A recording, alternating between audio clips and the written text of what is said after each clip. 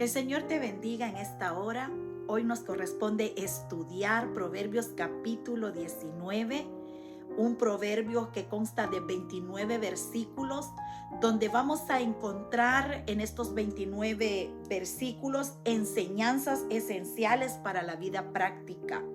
Y es que este capítulo vamos a dividirlo en 10 partes y vamos a hacer un bosquejo hermoso acerca de estos 29 versículos. Y la primera parte de este proverbios lo vamos a dividir en el verso 1 al verso 22. Esos dos versículos tienen que ver con esta primera parte del bosquejo. Dios valora el carácter más que la posición y las riquezas. O sea, Dios deja claro que la integridad pesa más que el dinero y que la bondad vale más que la abundancia. Es mejor ser pobre y recto que ser rico y perverso.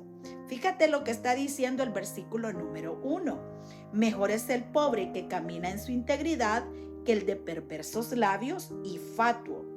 En el verso 22 nos dice: agradar al hombre sus misericordias, pero mejor es el pobre que el mentiroso. Lo que nos está diciendo esta primera parte en estos dos versículos, de que es mejor ser pobre, hablando acerca de la posición del carácter, que ser una persona que tiene muchas riquezas. Es que la iglesia no debe de medirse por el éxito financiero de los bienes materiales que una persona posee, sino que la iglesia se debe de medir en cuanto a la rectitud y el temor al Señor que una persona tiene. Cómo aplica esa rectitud a su vida diaria, cómo aplica su vida a vivir una vida que le agrada al Señor. Luego, en la segunda parte de este bosquejo, vamos a estar viendo cómo la falta de conocimiento y disciplina destruye la vida. Aquí vamos a tocar lo que es el verso número 2, el verso 3, el verso 15 y el verso 24. Y dice el verso 2: el alma sin ciencia no es buena, y aquel que se apresura con los pies peca. La insensatez del hombre tuerce su camino, y luego contra Jehová se irrita su corazón. En el verso 15 dice: la pereza hace caer en profundo sueño, y el alma negligente padecerá hambre. Ahora el verso 24: el perezoso mete su mano en el plato, y ni aún a su boca la llevará. Y es que en esta segunda parte estamos viendo cómo la falta de conocimiento y la falta de disciplina destruye la vida. Y si prestaste atención a estos 4 versículos, estamos escuchando acerca de la pereza. Y es que realmente el celo sin sabiduría, la necedad y la pereza llevan al fracaso. ¿Cuánta gente desea, anhela, sueña y no alcanza? No es porque Dios no le haya bendecido, no es porque Dios no le provea, sino porque hay tanta pereza en su vida, hay tanta falta de disciplina que no puede alcanzar nada. No todo el error que nosotros estemos pasando es obra del diablo. Muchas de esas consecuencias son acerca de nuestras malas decisiones. Muchos culpan a Dios de su insensatez, pero tienen tan poca disciplina y son tan perezosos que no se trata de Dios, se trata de cómo tú estás conduciendo tu vida. En la tercera parte de este bosquejo hablamos acerca de las relaciones humanas revelan el corazón. Y vamos a ver el verso 4, el verso 6 y el verso 7. Este capítulo nos va a mostrar cuán importante es buscar la amistad, pero una amistad sincera. Porque muchos están buscando una amistad por interés y por eso abandonan al necesitado.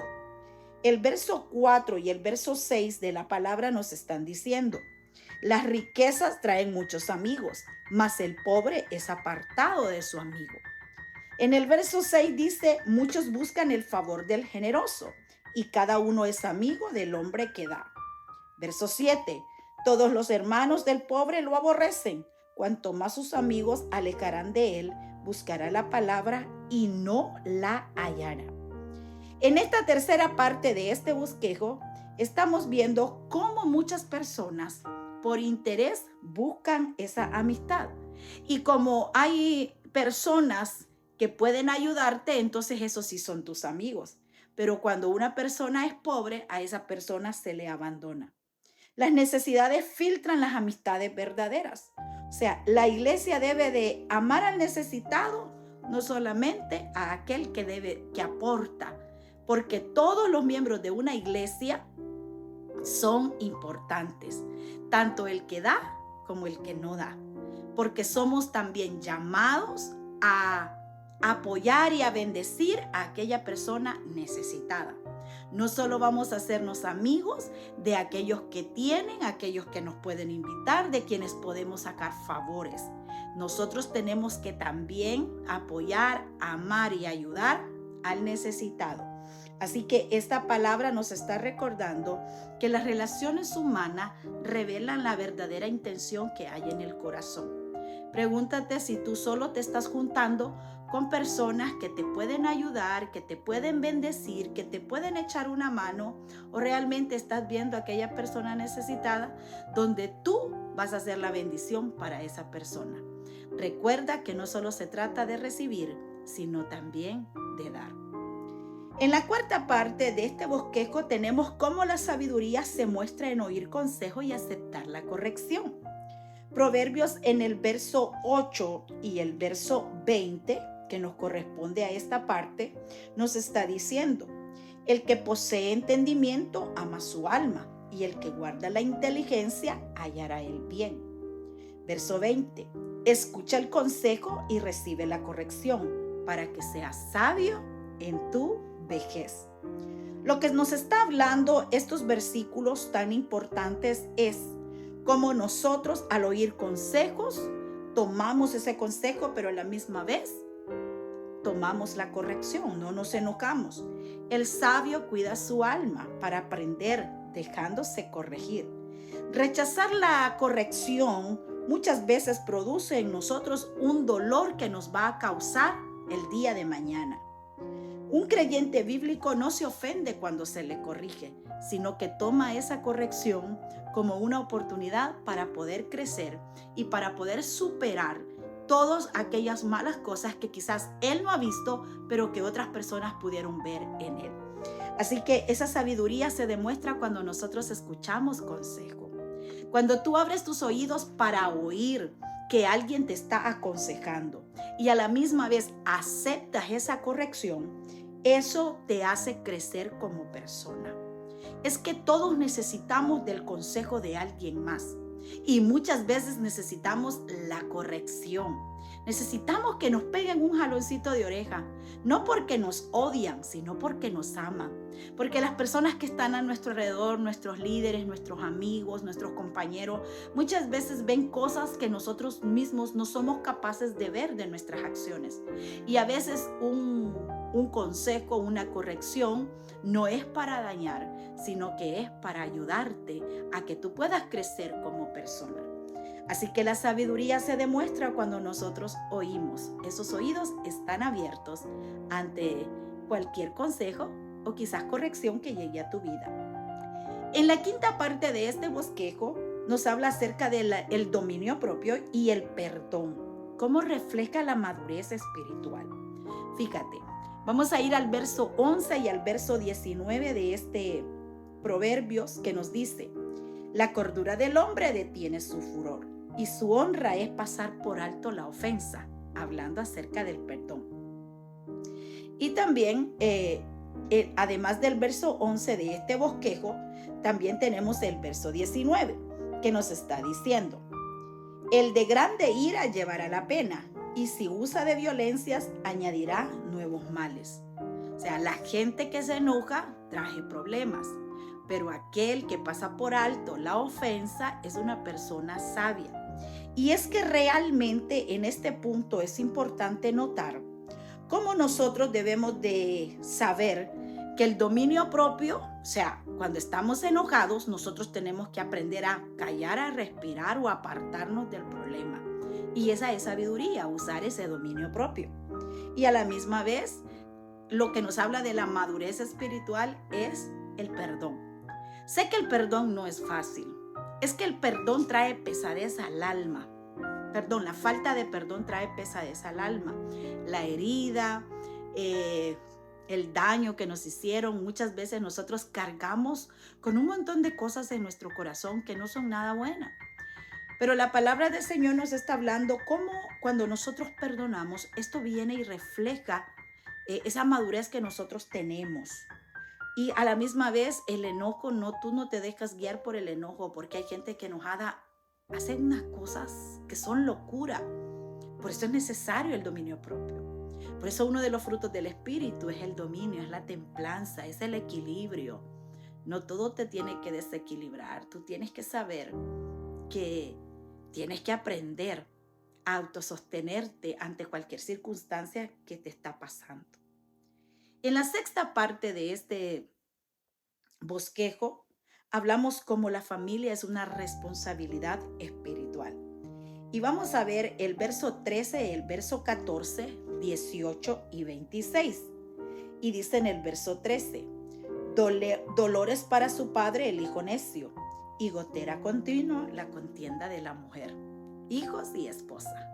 Dolor es para su padre el hijo necio. Claro que duele al ver la necedad de los hijos, pero es una gotera también continua, una mujer, ¿verdad? Que le gustan las contiendas.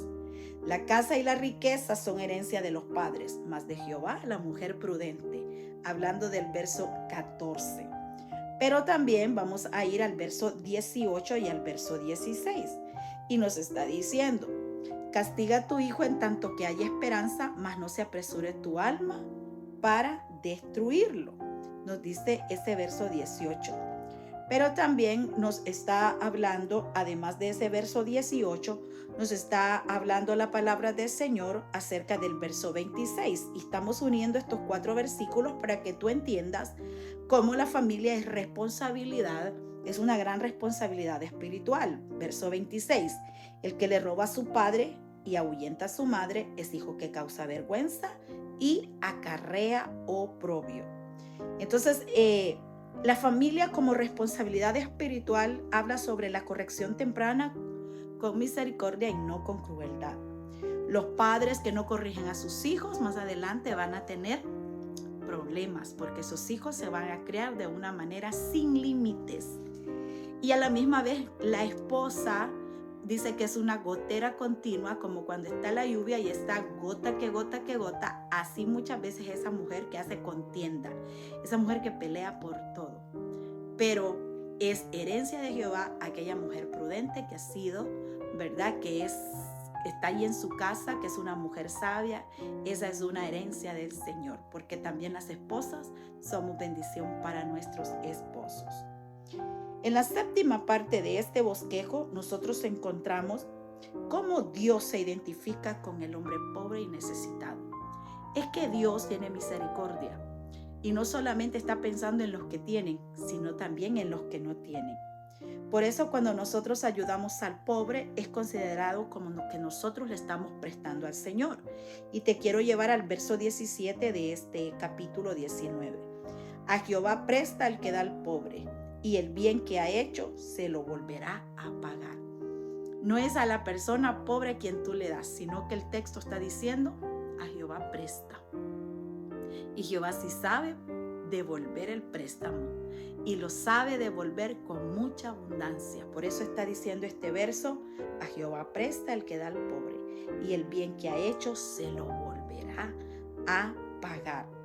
Es que el Señor se identifica mucho con las personas necesitadas y pobres, porque el corazón de Dios es un corazón de misericordia. Él es misericordioso por naturaleza. Y como tal, el corazón de Dios se mueve con la misericordia. Y cuando tú y yo ayudamos a una persona pobre, a una persona necesitada, estamos operando desde el mismo corazón de Dios.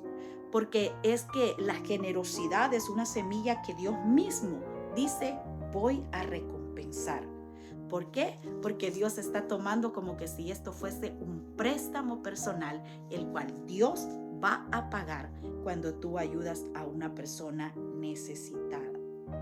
Bien, Luego, en la parte número 8 de este bosquejo, Dios tiene una última palabra acerca de los planes del hombre. Y te quiero llevar al verso 21, porque está diciendo la palabra: muchos pensamientos hay en el corazón del hombre, mas el consejo de Jehová permanecerá.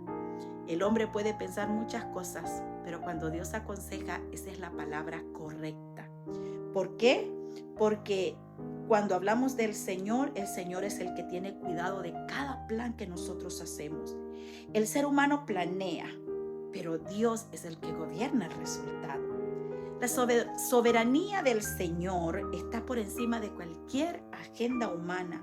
Así que cuando nosotros confiamos en el Señor, traemos paz.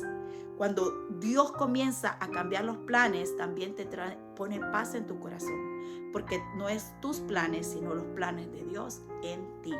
Así que recuerda que Dios es soberano. Tú puedes planear muchas cosas, pero pon esos planes en las manos del Señor para que sea Dios, conforme su voluntad, guiándote al camino correcto. Así que recuerda que Dios tiene la última palabra.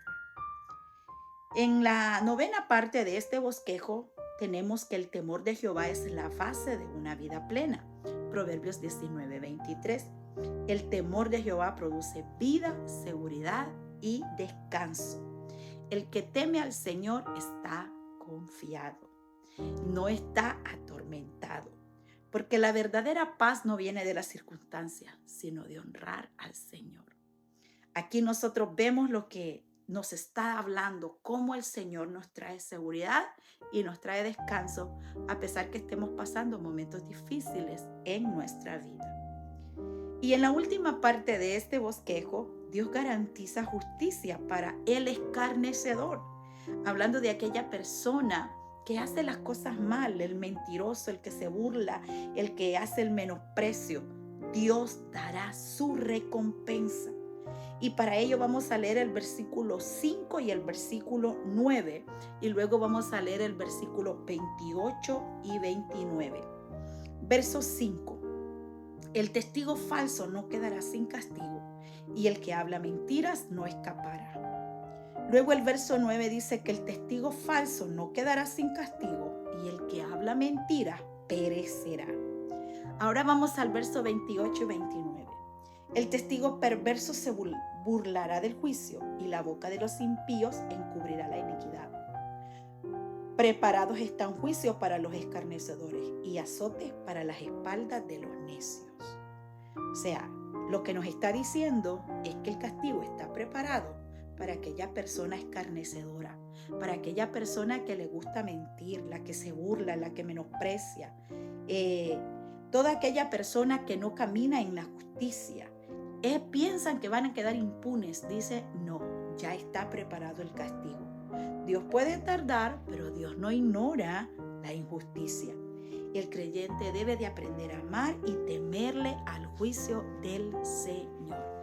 Así que hemos visto estos 29 versículos separados en estos 10 partes que hemos hecho de este capítulo, entendiendo que todo este capítulo nos está hablando acerca de la sabiduría, de la integridad, de la disciplina, de la misericordia y sobre todo del temor al Señor. Que Dios te bendiga.